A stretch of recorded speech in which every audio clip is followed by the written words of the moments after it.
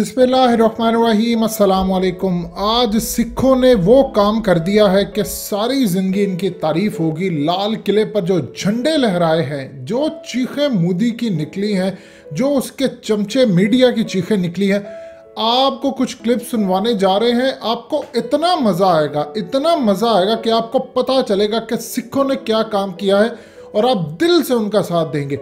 ये Indian media की चीखों के क्लिप हैं।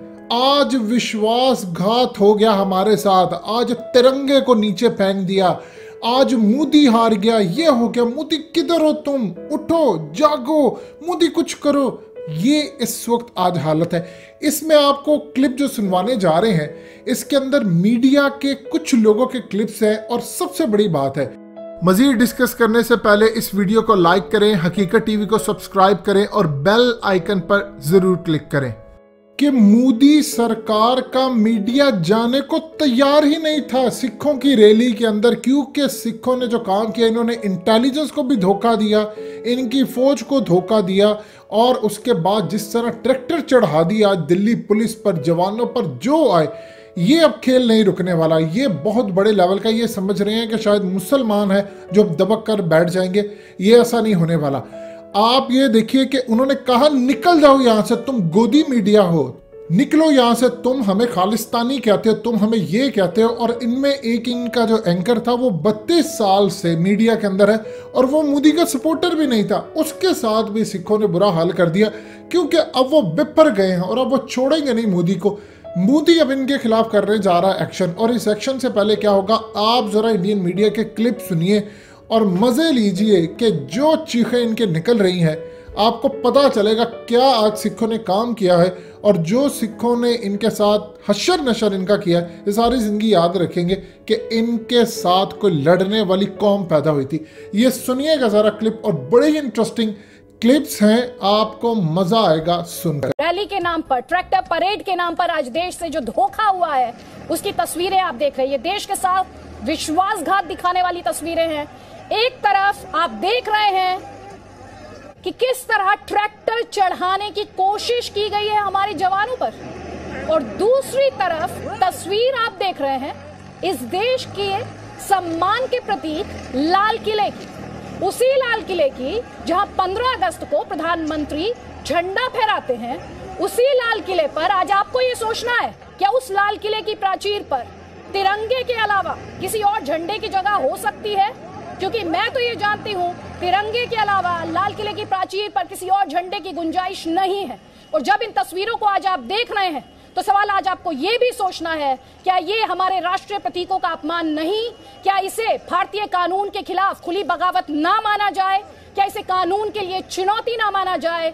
ये सवाल आज उठने लाजमी है। और दूसरी तरफ तस्वीर आप देख रहे हैं किस तरह हमारे जवानों पर हम और आप बार बार ये नारा लगाते रहे, जय जवान जय किसान। लेकिन क्या हम में से किसी ने एक कल्पना की थी कि हमारे जवानों को इस तरह से चुनौती देने की कोशिश की जाएगी, इस तरह से उन पर हमला करने की कोशिश की जाएगी, उन पर इस तरह ट्रैक्टर चढ़ाने की कोशिश की जाएगी? आज किसान भाइयों को भी ये याद रखना होगा, ये ट्रैक्टर खेत जोतने के लिए होता है, ये ट्रैक्टर जमीन से अन्न पैदा करने के लिए होता है, ये ट्रैक्टर लोकतंत्र की आत्मा को कुचलने के लिए नहीं है। इस ट्रैक्टर का इस्तेमाल लोकतंत्र को बदनाम करने के लिए नहीं किया जा सकता है, क्योंकि इस तस्वीर में जो कोशिश की गई है वो हमारे लोकतंत्र की, हमारे गणतंत्र की आत्मा को कुचलने की कोशिश की गई है। और कोई भी भारतीय इस तस्वीर को बर्दाश्त नहीं कर सकता है। ये राजधानी दिल्ली की तस्वीरें हैं, वही राजधानी दिल्ली जो एक जमीन का टुकड़ा नहीं है। दिल्ली 135 करोड़ भारतीयों का सम्मान है, मान है, गौरव है। ये उसी राजधानी की तस्वीरें हैं जहां लोकतंत्र को शर्मसार करने वाली ये तस्वीरें आप देख रहे हैं। एक तरफ हमारे जवानों को टारगेट करने की कोशिश की गई, उन पर ट्रैक्टर चढ़ाने की कोशिश की गई, लाठी, डंडे, तलवारें, और दूसरी तरफ ये लाल किले की तस्वीर। सोचिए, वो लाल किला जो हमारी आन बान और शान का प्रतीक है, वो लाल किला जहां 15 अगस्त को तिरंगा फहराते हैं देश के प्रधानमंत्री, उस प्राचीर पर, उस लाल किले पर, उस सम्मान के प्रतीक पर क्या किसी और झंडे की गुंजाइश होती है? आप और हम दोनों ही जानते हैं इस तरह की कोई गुंजाइश नहीं होती। और मैं चाहूंगी इस तस्वीर को जरा और बड़ा करके हम दिखाएं अपने दर्शकों को। तो देखिए, तिरंगा तो अपनी आन बान शान के साथ लहरा रहा है, उसे ना तो कोई झुकाने वाला पैदा हुआ है और ना आगे कभी ऐसा होने दिया जाएगा। लेकिन उस तिरंगे की आन बान शान के बीच जो तस्वीर हम आपको बार बार दिखा रहे हैं, वो तस्वीर सवाल खड़े करती है। और वो सवाल यही है, क्या इसे इंडियन स्टेट के खिलाफ, ध्यान से सुनिएगा, क्या इस तस्वीर को इंडियन स्टेट के खिलाफ बगावत ना माना जाए? शाम के 5 बजे ताल ठोकने जा रहे हैं। दंगाई कहिए, इनको उपद्रवी कहिए, इनको अराजक कहिए, इनको आतंकवादी कहिए, इनको खालिस्तानी कहिए। लोकतंत्र को लज्जित किया, गणतंत्र की गरिमा गिराई। इनका हिसाब कब होगा, इनको सजा कब होगी, इनकी गिरफ्तारी कब होगी? अब सीधे से सवाल हम लोग ये पूछेंगे। पहले जब इनको खालिस्तानी में कहता था ना, मैं पिछले 1 महीने से ना ताल ठोक के में लगातार समझाने की कोशिश कर रहा था कि किस तरीके से आंदोलन के अंदर खालिस्तानी घुसपैठ हो चुकी है। तब यह कहा जाता था कि आप किसानों को खालिस्तानी क्यों कह रहे हैं? मैं कहता हूं कि आंदोलन में बब्बर खालसा के आतंकी, आंदोलन में जगतार सिंह हवारा जो कि आतंकवादी, आंदोलन में टुकड़े टुकड़े गैंग के लोग, सिंगू बॉर्डर, नया शाहीन बाग, मैं लगातार हाय हाय मोदी मर जा तू, मतलब पूरी देश विरोधी ताकतों का कब्जा हो गया था। कोई मानने को तैयार नहीं। पिछले 1 महीने से लगातार इस पर ताल ठोक के कर रहा था। आज देखिए क्या हुआ। आज वही हुआ जिसका डर था। यकीन मानिए ये होना ही था। बीजेपी से भी सवाल होगा आज 5 बजे ताल ठोक के, आप क्या कर रहे हैं? आपको नहीं पता था ये सब होगा? आपकी एजेंसीज जो है, आपको इंटेलिजेंस एजेंसी से इस तरह की रिपोर्ट थी। कुछ हो सकता है गणतंत्र पर गदर ये लोग करना चाह रहे थे। मैंने शो किया था गणतंत्र पर गदर का प्लान खालिस्तान, गणतंत्र पर गृह युद्ध, नकली किसानों का पीपली लाइव से लेकर ये सारे शोज लगातार मीडिया में इस तरह की खबरें थी। हम लोग लगातार दिखा रहे हैं। जगतार सिंह हवारा से लेकर भिंडरा वाले पोस्टर्स वहां पर लगे हुए, टुकड़े टुकड़े गैंग वहां पर है आंदोलन में। फिर भी इजाजत दी गई। चलिए इजाजत दी गई, इसलिए इजाजत दी गई। लाल किले की प्राचीर पर जहां पर प्रधानमंत्री नरेंद्र मोदी तिरंगा फहराते हैं, वहां पर कोई और झंडा। गणतंत्र की गरिमा जिसने गिराई, गुनहगार कौन? आंदोलनकारी या आतंकवादी? 5 बजे ताल ठोक के। I want to ask you, will यहां से आप छोड़ेंगे या यहीं रहेंगे आप?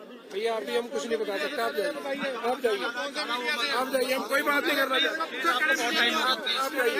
मैं आपसे पूछना चाहता हूँ, पहले आप बताइए मुझे कौन सर्टिफिकेट देने की जरूरत नहीं। मैं आपसे पूछना चाहता हूँ, मैं आपसे आप मुझे सवाल में आपसे पूछ रहा हूँ। मैं यहाँ पत्रकारिता कर रहा हूँ, मैं पत्रकारिता कर रहा हूँ। आप पहले बताइए। मैं पत्रकार हूँ और मैं 30 साल से रहा हूँ। अरे मोदी के पत्रकार नहीं, मोदी के मत दिलाओ, मुझे जानते नहीं हो आप। हम जानते हैं आप मुझे मत बताइए। राजदेसाई हूँ आज तक वाले। मैं राजदीप सरदेसाई, इंडिया टुडे से राजदीप सरदेसाई हूँ। बताइए, बात मत कीजिए। आपने आज तक हमारा किसानों को कभी कभी खालिस्तानी, कभी गद्दार बोला है। और आप मेरे काम में मत आइएगा।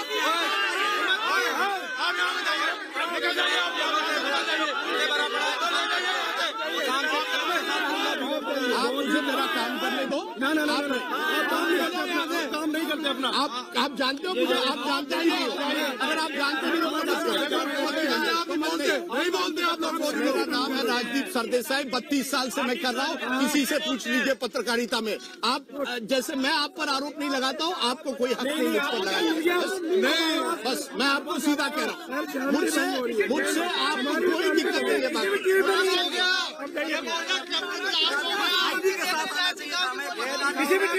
बिल्कुल, आप मुझे मत बताइए। मेरा चेहरा मेरा आ गया, डोंट वरी, उसमें कोई दिक्कत नहीं। मैं मेरे पत्रकार आपको देश जानता है आप। हाँ तो बस, तो आप बस, हाँ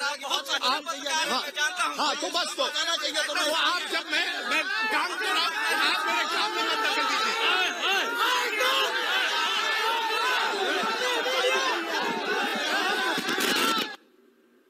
Okay, so there's a lot of heckling.